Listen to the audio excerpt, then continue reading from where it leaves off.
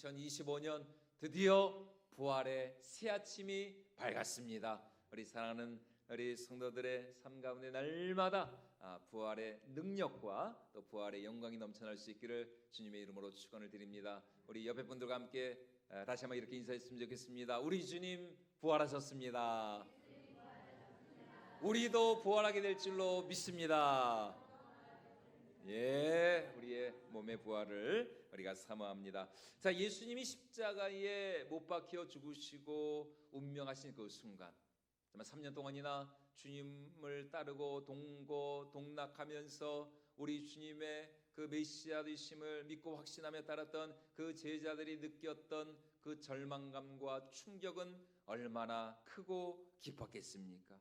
당시 십자가형은 로마 제국에 대한 반란이나 폭동을 주도한 이 혁명가들 혹은 이 살인자들과 같은 중범죄인들에게 내려진 아주 이 극악하고 끔찍한 형벌이었습니다.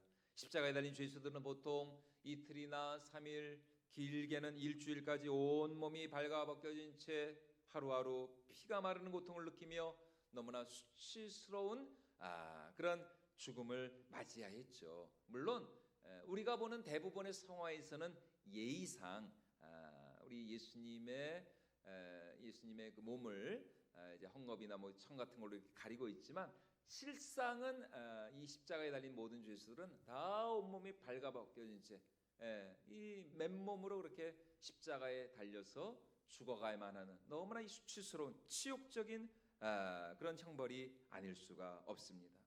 여러분, 제자들에게 있어서 예수님은 누구셨습니까? 제자들에게 있어서 예수님은 그들의 전부이자 모든 것이요 그들의 미래였습니다.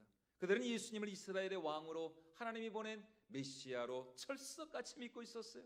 그래서 가이사랴 빌립보에서 예수님이 제자들 향해 너희는 나를 누구라느냐 이렇게 물으셨을 때 베드로를 비롯한 모든 제자들이 이구동성으로 예수님께 무엇이라 대답하였습니까? 주는 그리스도시요 살아계신 하나님의 아들이십니다. 그렇죠? 우리 마태복음 16장 16절 말씀 같이 한번 읽어보도록 하겠습니다. 시몬 베드로가 대답하여 이르되 주는 그리스도시요 살아계신 하나님의 아들이시니이다. 살아계신 하나님의 아들이시니이다. 무슨 말입니까? 그들에게 있어서 절대로 예수님은 죽을 수가 없는 분이었습니다. 아니, 절대로 죽어서는 안 되는 분이었죠. 하나님의 아들이 어떻게 죽습니까?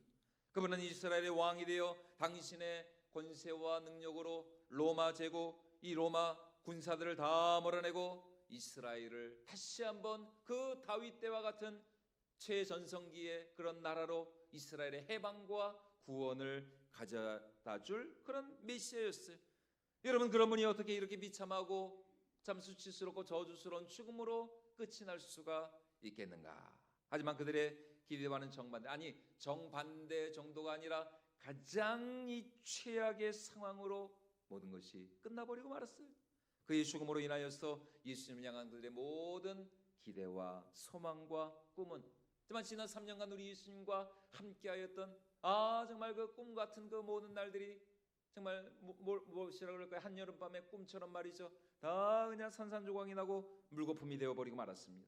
그리고 지금 제자들은 유대 당국자들에게 언제 잡혀 죽을지 모를 너무나 초라한 너무나 참이 부끄러운 그런 도망자 신세로 전락을 해버리고 말았어요.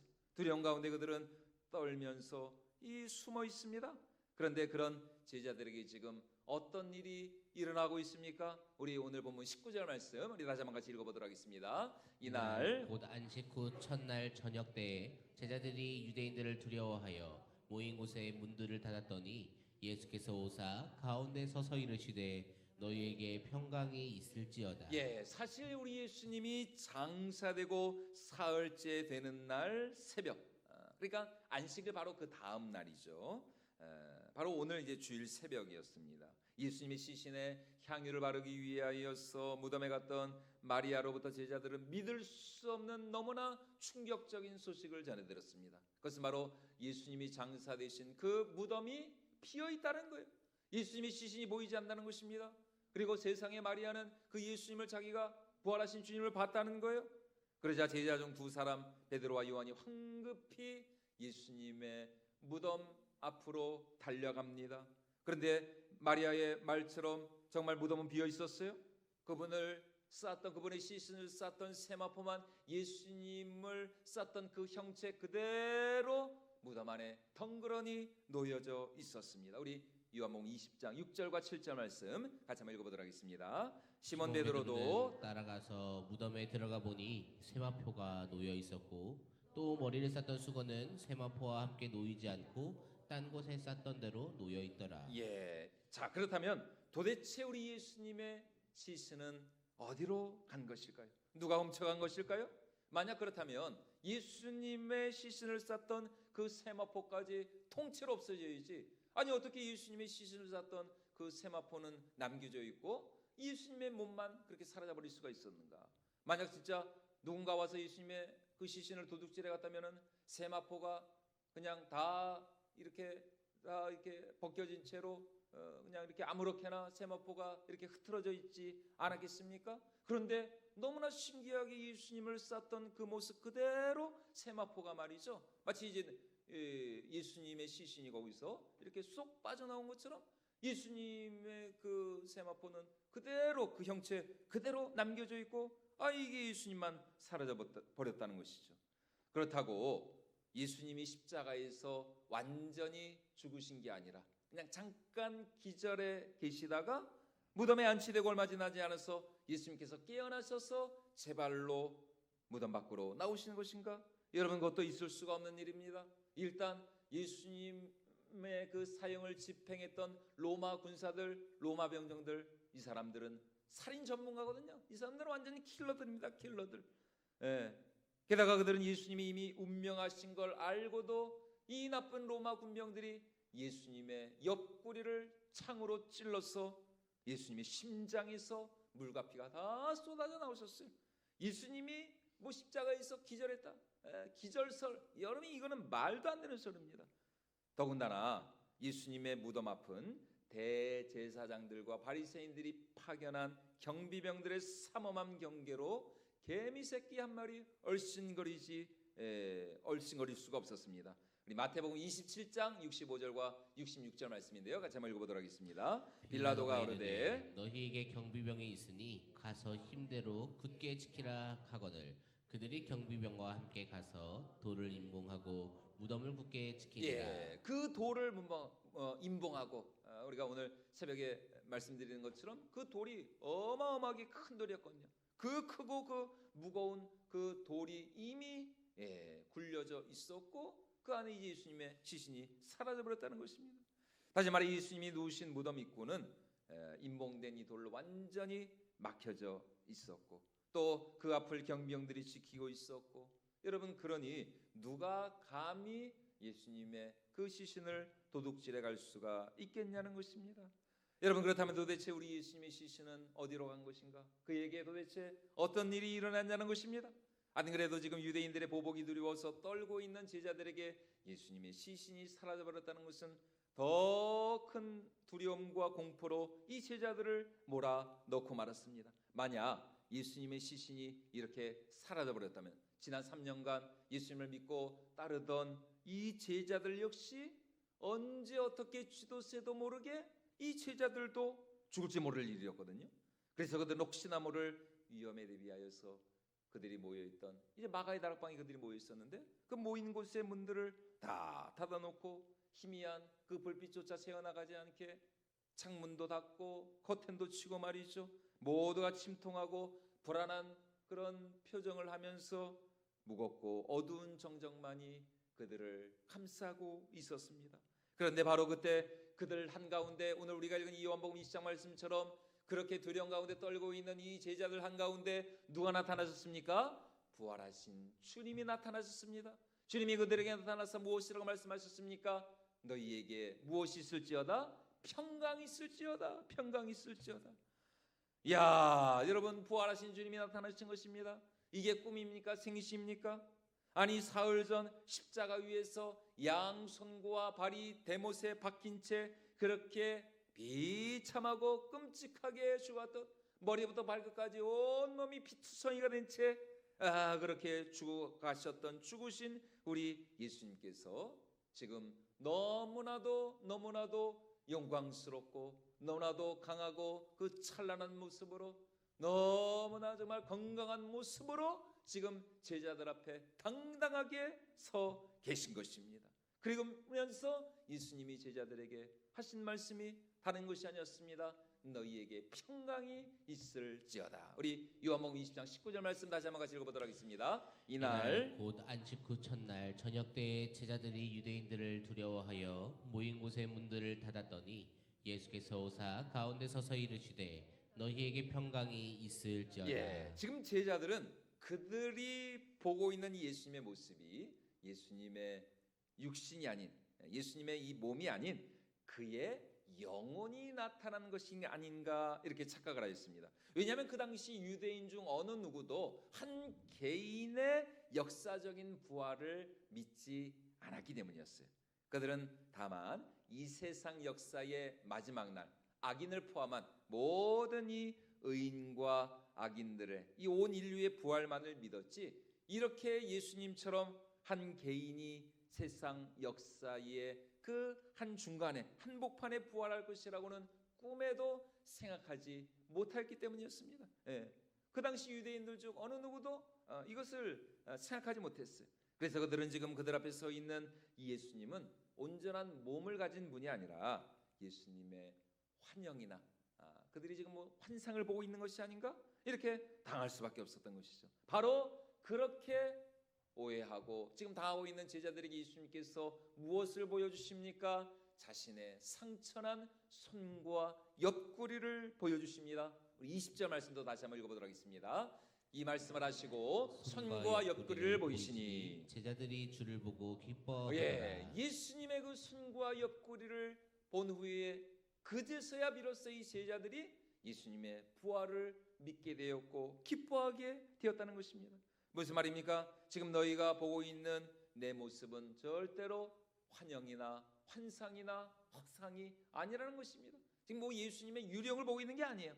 나는 진실로 부활하였다는 것이죠. 내 손과 옆구리를 보고 내가 살았음을 믿으라는 것입니다. 실제로 그들이 본 예수님의 그 양손과 옆구리에는 무엇이 있었습니까? 십자가에 그 못 박힌 예수님의 그 상처가 거룩한 상흔이 되어서 뚜렷이 남아 있었던 것이죠. 또 예수님의 그 옆구리에는 창자국에 찔린 그 예수님의 그 창자국 난 그 상처가 상흔이 선명하게 남아 있었던 것입니다. 하지만 놀랍게도 부활하신 우리 예수님의 그 몸은 이전보다 더 강하고 힘있고 더 정말 건강하고 더 찬란하고 영광스럽고 그리고 아름다운 그런 모습으로 지금 제자들 앞에 예수님이 당당히 서 계셨습니다. 게다가 그분은 물리적인 한계를 뛰어넘어서 분명 제자들이 모여있는 그 방의 문들이 다 닫혀져 있었는데 너무나도 신기하게 예수님께서 그 물리적 한계를 초월하여서 그들 가운데 서 계셨어요. 그러자 제자들은 마침내 예수님의 부활을 기뻐하면서 그분을 예배하고 경배하고 있는 것입니다. 다시 말해 우리 예수님의 부활은 진정한 몸의 부활이라는 것입니다. 2000년 전 이 땅 가운데 실제로 일어난 역사적인 부활이요 역사적인 사건이라는 것이죠. 여러분 이것이 오늘 본문이 우리에게 주고 있는 메시지인 것입니다. 물론 우리 가운데 누구도 예수님의 부활을 부인하는 그런 분들은 없을 것입니다. 우리가 다 예수님의 부활을 믿고 있죠. 하지만 그것이 단순히 우리의 어떤 지식적인 이해나 관념의 차원에 머물러서는 아니다는 것입니다. 예수님 부활하셨죠. 예. 그러나 뭐 그것이 지금 뭐 오늘 이 땅을 살아가고 있는 저와 무슨 상관이 있나요? 여러분 이런 식으로 나오면 안 된다는 것입니다. 다시 말해 오늘 우리가 소유해야 할 이 부활 신앙은 지식적이거나 이론적인 신앙이 아닌 체험적이고 역사적인 고백적인 부활 신앙이 되어야 할 줄로 믿습니다. 여러분 2000년 전 우리 죄를 위해서 죽으시고 부활하시어 지금도 살아계시고 역사하시는 우리 주님, 그리고 지금 하늘 보좌 우편에 앉아 계셔서 온 세상 만물을 다스리시고 통치하시고 주관하시는 그 부활하신 주님과 나와의 체험적이고도 또 경험적인 이 개인적인 만남의 역사가 날마다 성령 안에서 우리 가운데 일어나야 한다는 것입니다. 절대로 우리의 믿음과 신앙은 단순한 지식이나 어떤 이론이나 배움에 그쳐서는 안 된다는 것이죠. 우리 날마다 부활의 주님을 체험하고 경험하며 또 우리 삶을 통해서 부활하신 주님을 증거하고 전하는 그런 부활의 증인, 십자가의 증인이 되어야 할 줄로 믿습니다.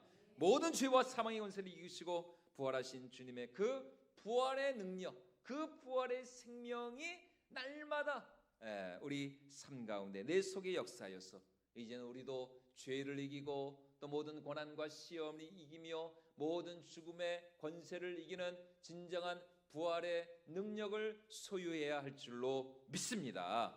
또 우리 주님 재림하시는 그날 우리도 주님과 같은 그 부활의 몸, 그 영광의 몸을 사모하면서 야 나의 이 썩을 몸이 썩지 아니할 것을 입겠고 나의 죽을 몸이 죽지 아니하는 영생불사의 그 몸이 되어서 이제는 더 이상 아프지도 않고 이제는 더 이상 피곤하지도 않고 말이죠.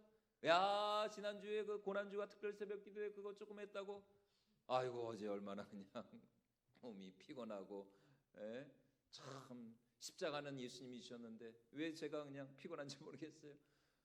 근데 이제 부활의 몸을 덧입는 그날에는 여러분 우린 절대로 피곤하지도 않습니다. 언제나 정말 이팔 청춘 건강하고 강하고 신령하고 더 이상 죄의 유혹과 시험에 넘어가지 않는 신령한 몸으로 여러분 우리가 주와 함께 영광의 영원한 그 부활의 새날에 이르게 될 줄로 믿습니다. 여러분 이것이 바로 오늘 우리가 소유해야 될 부활신앙이라는 것입니다.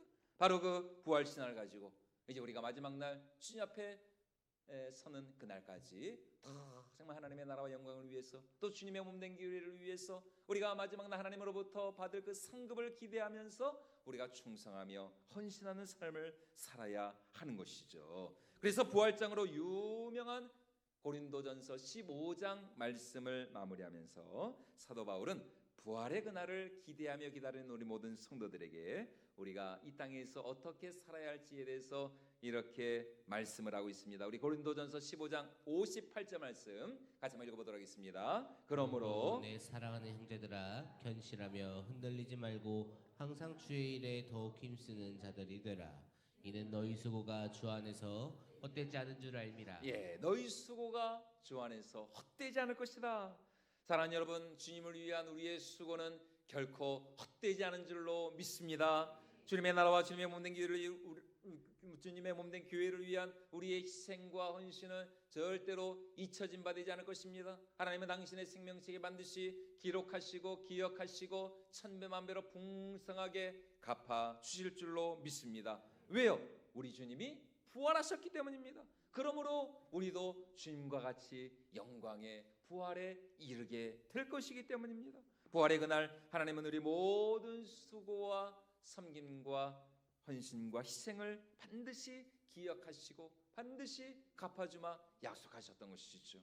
그런데 20세기 들어서 특별히 2차 이 세계대전 이후에 이 유럽에서는 예수님의 부활에 대해서 그분의 부활이 진정한 역사적인 부활이 아닌 정신적인 부활이다 혹은 사상적인 부활이다 이런 가르침이 자유주의 신학자들을 중심으로 퍼지기 시작을 했어요. 다시 말해 예수님이 실제로 부활을 했느냐 그렇지 않느냐는 그다지 중요한 일이 아니라는 것입니다. 우리는 다만 예수님의 정신과 사상 그분의 가르침만을 계승하고 실천하면 되는 것이지 뭐 예수님이 실제로 역사적으로 부활을 했느냐 안 했느냐 그거는 뭐 별로 상관이 없고 그냥 우리는 단지 예수의 정신, 예수의 사상, 예수의 가르침 특별히 마태복음에 나오는 그런 팔복의 가르침 그게 중요한 것이지 아니 뭐 예수님이 뭐 부활을 했느냐 안 했느냐 뭐 그게 그렇게 중요한 일이 아니다라는 것입니다. 한마디로 그들은 뭐예요? 예수님의 부활을 믿지 못하겠다는 것입니다. 믿을 수가 없다는 거예요. 그런데 이러한 가르침이 유럽 교회를 한 차례 휩쓸고 지나가자 여러분 어떻습니까? 지금 우리가 보고 있는 저 유럽 교회 여러분 믿는 자의 기독교인의 수가 여러분 뭐 10%가 뭡니까? 5% 뭐 1, 2%밖에 안 됩니다. 유럽 교회가 완전히 그냥 문을 닫는 교회가 얼마나 많고 완전히 유럽 교회가 그냥 싹 다 죽어버리고 말았어요. 여러분 이게 무슨 말입니까? 예수의 부활이 없다면 우리의 믿음도 헛것이고 우리의 신앙도 헛것이라는 것입니다. 여러분, 예수님이 정말 부활하시지 않았다면 이 성령 하나님의 말씀은 다른 종교의 경전과 다를 바 없는 그냥 하나의 그냥 종교적인 서적에 불과한 것이고 구원도 없고 또 영생도 없고 그리고 아무런 생명이나 능력을 발휘할 수 없는 그런 죽은 종교가 될 수밖에 없다는 것이. 그러나 우리 주님 부활하심으로 말미암아 여러분 우리의 이 믿음이 진정한 살아있는 믿음이 되는 것이고 우리 주님이 부활하심으로 말미암아 우리는 이 세상에서 얼마든지 부활의 증인이 되어서 성령의 그 권세와 능력을 덧입어서 날마다 강하고 담대하게 예수 그리스도의 부활의 삶을 살아가게 되는 줄로 믿습니다. 여러분, 예수님이 실제로 부활하셨기에 그분의 부활이 나의 부활이 되는 것이고 그분의 생명이 나의 생명이 되는 것이고 그분의 승리가 그분의 그 거룩하심과 의로움이 나의 의가 되는 것이죠. 만약 예수님이 부활하시지 않았다? 여러분, 그러면 사도 바울이 말했잖아요. 우리의 믿음도 헛것이고 우리는 이 세상에서 제일로 어리석고 제일로 불쌍한 자가 될 수밖에 없다. 예수님이 부활하지 않았으면 여러분 저나 여러분이나 지금 이 세상에서 제일로 불쌍한 사람, 야 이렇게 좋은 날 화창하고 좋은 날 여러분 예수님이 부활하지 않았다면은 우리가 여러분 이 자리에 이렇게 우리가 있을 필요가 뭐가 있습니까? 그냥 노세 젊어서 노세 세상에 나가가지고 그냥 흥청망청 세상의 유행을 따라서 여러분 그렇게 살아야지. 예수님이 부활하지 않았다면 여러분 우리 이 세상에서 제일로 불쌍한 사람이 될 수밖에 없는 것이에요. 자, 고린도전서 15장 19절 말씀 같이 한번 읽어보도록 하겠습니다. 만일 그리스도 안에서 우리가 바라는 것이 다만 이 세상의 삶뿐이면 모든 사람 가운데 우리가 더욱 불쌍한 자이리라. 부활이 없으면 여러분 우리는 이 세상에서 제일로 불쌍한 사람이 될 수밖에 없다는 것입니다. 예수님이 십자가에 못 박혀 죽으시기만 하고 부활하시지 않았다면 내 죄가 정말 용서받았을까? 정말 하나님이 나를 용납하시고 나를 받아주셨을까? 여러분 확인할 방법이 없는 거예요. 그리스도의 십자가 죽음이 정말 하나님께 받아들여졌는지 용납되어졌는지 그 예수님의 죽으심으로 인하여서 내 모든 허물과 죄가 용서받고 내가 하나님 앞에 거룩한 의인으로 연락되었는지 여러분 우리가 무엇으로 확신할 수 있겠습니까? 그러나 예수께서 부활하심으로 말미암아 무덤 권세를 박살내시고 그분이 생명의 주로 부활하심으로 말미암아 우리를 위한 그의 십자가 그 대속의 죽음이 하나님 앞에 연락되어졌음이 확실하게 증명되어졌다라는 것입니다. 다시 말해 그리스도의 십자가로 우리를 향한 하나님의 그 모든 저주와 진노가 사라지고 하나님과 우리가 다시 화목해 되었음을 우리가 무엇으로 알 수 있다고요? 그리스도의 그 부활로 우리가 확신하게 되었다라는 것입니다. 그래서 부활하신 주님께서 제자들에게 가장 먼저 무엇이라고 말씀하셨습니까? 너희에게 평강이 있을지어다. 다시 말해 이제 너희의 모든 죄가 용서되었으며 하나님과 너희 사이가 다시 화목해 되었고 이제 하나님이 너희의 진정한 아버지가 되고 너희가 하나님의 진정한 자녀가 되었다. 이것을 예수님께서 당신의 부활로 확증하여 주셨다라는 것입니다. 여러분 다시 말해 우리의 모든 죄가 용서받고 정말 이제 우리가 얼마든지 언제든지 하나님의 그 은혜의 보좌 앞으로 나갈 수 있는 길이 열리게 되었다는 것입니다.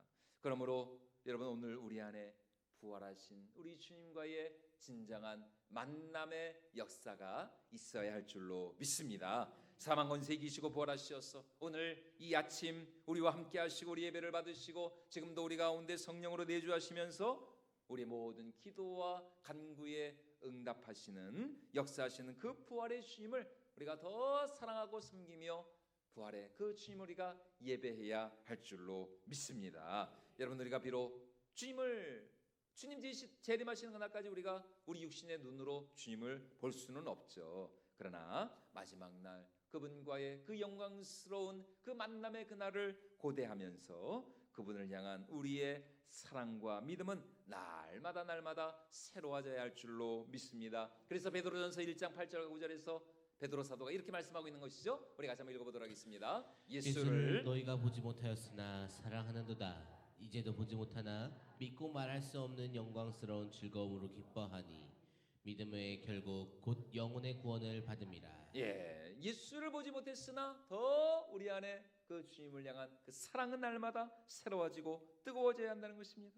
바로 그 믿음으로 말미암아 우리도 마지막 날 주님과 함께 영광의 부활에 이르게 될 줄로 믿습니다. 여러분, 우리 주님 모든 죄와 사망의 권세를 깨트리시고 부활하신 것처럼 그를 믿는 우리 역시 모든 죄와 사망의 저주에서 해방되어 영광의 부활의 그 나라에 이르게 될 줄로 믿습니다. 바로 그날 이 썩을 것이 썩지 아니함을 입겠고 또 이 죽을 것이 죽지 아니함을 입어 부활하신 주님과 같이 우리의 이 연약하고 또 욕되고 우리의 이 천한 이 몸이 변하여서 가장 강하고 신령하고 거룩하고 아름답고 온전한 부활의 그 새 몸을 우리가 덧입게 된다는 것입니다. 우리 고린도전서 15장 42절로 44절까지 말씀 같이 한번 읽어보도록 하겠습니다. 죽은 자의 부활도 그와 같으니 썩을 것으로 심고 썩지 아니할 것으로 다시 살아나며 욕된 것으로 심고 영광스러운 것으로 다시 살아나며